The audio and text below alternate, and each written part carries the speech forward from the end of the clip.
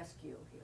So the question is, how hard are we shopping alternative uses to other possible interested parties?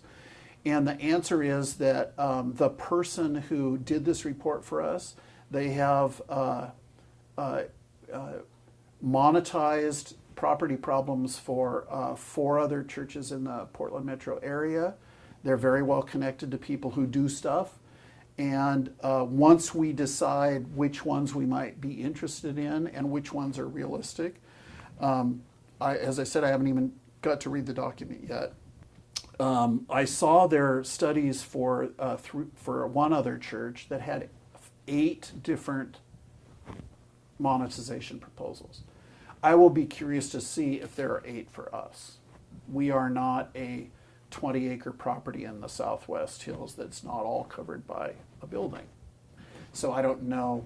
I don't even know whether we'll have 2, 3 options or what. But this is a company that actually does make those connections. That's why we're working with them. Okay, well, that is a great question, and I think it's which direction. You've simply said we just can't continue this on. Right. Maybe get another 12 months or something like that. In fact, you were brought here to make sure some kind of change occurs. Right. And so one would be, when you say commoditization, what does that word mean to you as far as what means? Right. The property would be sold or it would be used for something else? So it could mean one of 2 things. So one of the stories from another church was they had a large piece of property, a building that, footprint on it that was part of it, but a lot of parking, and then also some just landscaped areas. And they managed to sell part of their parking lot and all of their landscaped areas, if I'm remembering all the details, but they built some kind of foster care homes facility on there, and the result was enough money to upgrade their building, and something like that would be great. This congregation would jump on an opportunity like that. It wouldn't obviously happen the same way. We don't have 20 acres of sort of unused space to put something on. But some monetization processes would result in the congregation being sustainable because there's a lot more money to keep that happening. Some monetization processes would be we sell the whole property to somebody who has an idea of something to do with it, and then we have money to buy a little suburban church building somewhere or start a new church or all of those things. Right. And I'm just sure someone who's listening to this or watching this tape right now are yelling a question.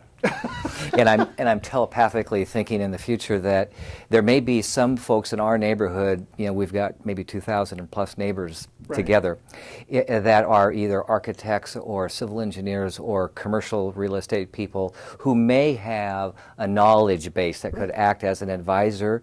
Would you want them to contact you and volunteer their services to help? Absolutely. Yeah, I'd love to talk with anybody who has ideas. Okay. Again, I've been involved in the significant turnaround of 4 organizations that were in deep trouble. One of them, our camping program. We had 8 camping facilities.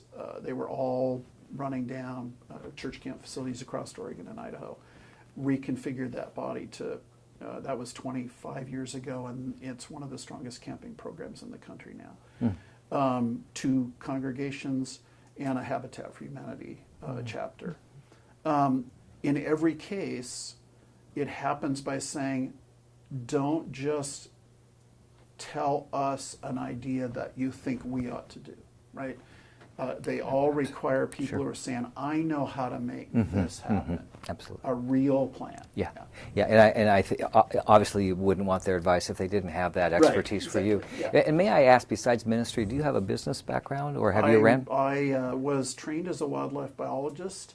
Then while I was in college, I worked as a cabinet maker, and I left graduate school and started a cabinet business, which grew from 3 people to 25 employees, and then I decided to go off to seminary. So, yeah, I do have a little bit of a business background. I felt I had to ask. I mean, that was the other question that they were asking me about your background.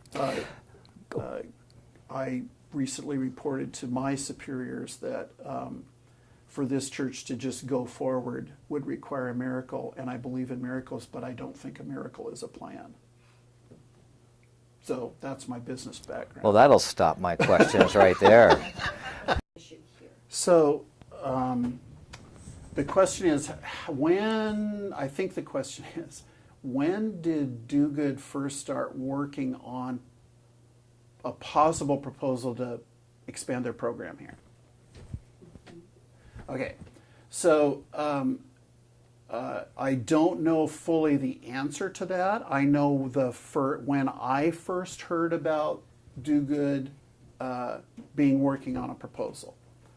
And what I heard was, the way I heard that was that Do Good's director came to me and said, we are looking at expanding our program and it would require more space and over a full occupancy of space, not shared space use. Do you know any churches that are in the Methodist connection that are closing or have surplus space? So it wasn't a request even to me for here. And I said, I can look into that, but one of the places that might be interested would be us. That was about 5 weeks ago. Maybe.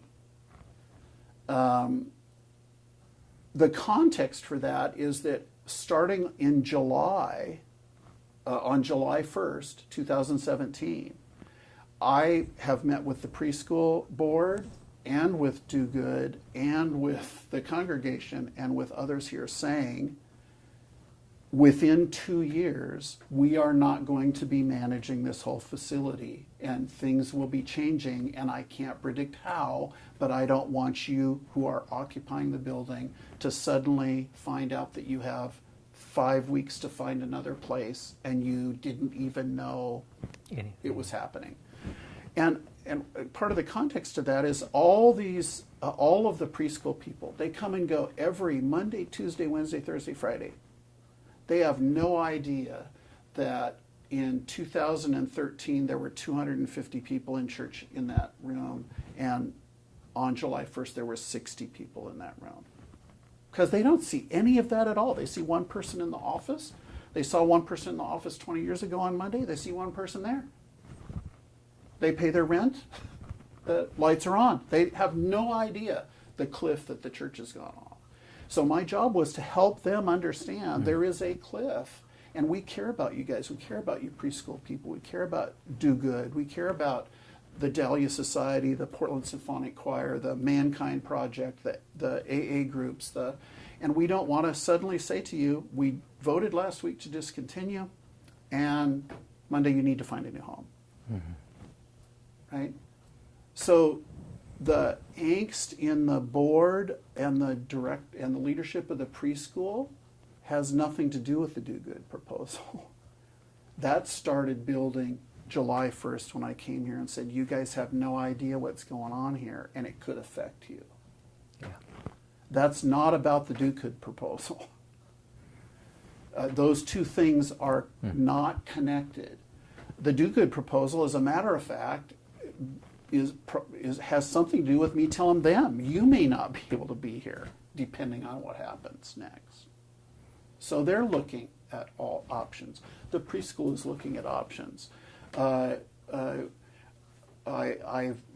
just gave an information sheet to the people who just rented an office upstairs, Northeast Villages. They'll be good for a year, maybe, but if they think it's a permanent home, that would be jumping to a conclusion. So why haven't we been going to the neighbors yet? Because there's not anything to say. When there is, we're thinking this might happen, this could happen, or this could happen. What do you guys think? Then we'll absolutely do that. I'm going to try and draw a little analogy. If a couple are sitting in their living room on a Tuesday night and talking about maybe we should move to Gresham, closer to your job, do they have an obligation to their neighbors to say that they haven't decided? They don't even know if they're going to sell the house. If they do, they don't know for how much. Do they have to start saying to the neighbors, we all need to talk about whether or not we would rather live in Gresham? Right? No. Well, I think that's a little different because it doesn't have the same impact that a homeless shelter has. But what I'm saying is, until you probably will talk to your neighbors across the fence when you say, we decided to move. But not when you're just actually asking the question. Yeah. I don't even know if we're moving away. Right? Steve, let me just interject. That's all I'm saying. We haven't had anything to say except... when you don't have, if we know you have financial problems and this email got out, not you, but the church itself, understandably so, all that happens is that word gets out and then it goes with fire, because if you don't give the detail, which is this is what we're trying to do, and thank you for doing that, is that we will always put the worst spin on it. And I think the other thing I'd like to say too about the analogy of the neighbor, if our neighbor decided to sell her place, she probably wouldn't tell us. We might even see a truck moving up, but that's okay because we know another neighbor of similar use is moving in. Right. Where we're so concerned, and I think you are paying attention to this and have empathy for the neighborhood, is that this is a church. And it's a place where people come to worship God and express their faith in the ministries, as you've talked about. But the unknown is, and what's so unsettling is, what is it going to be?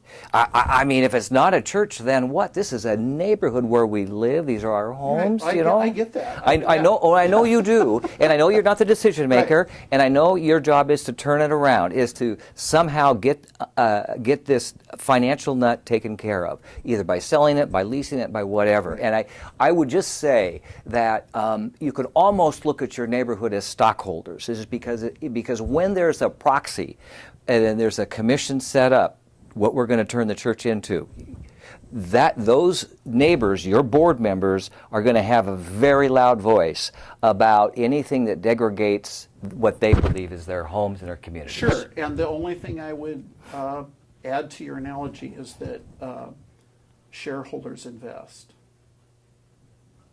And in 1955, when 2,200 people came to church here on Sunday, that particular Easter, when I mentioned that to my church, actually several people I've mentioned that to have said the exact same thing. Where did they park? Well, they didn't. They walked. Yeah. A third of the people in this neighborhood were the people who came and did this thing together. Now, really clearly, I am not judging people for not coming here. I actually know in my own bones that what we do in here isn't relevant to most of the people, right? Right. I'm not complaining that people aren't coming and giving us money. I'm saying this isn't the neighbor's thing anymore. Oh, Right? I disagree. It is absolutely the neighbor's thing because of its use. And when the church was placed here 100 years ago and the houses went around it, there was an expectation that God would be our neighbor, so to speak.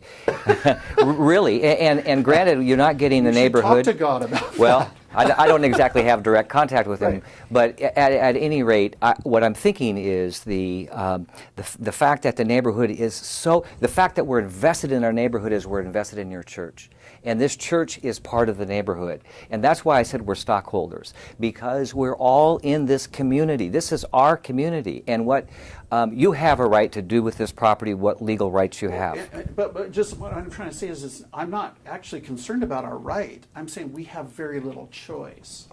I'm pretty sure that the neighbors do not want us to go what comes next if we just keep going the way we are, which is literally that the roof starts falling in and the bricks start falling off the outside and the lawn doesn't get mowed and the trees break up the sidewalk and nothing happens about it. And if you walk around, that's already happening to the parking lot.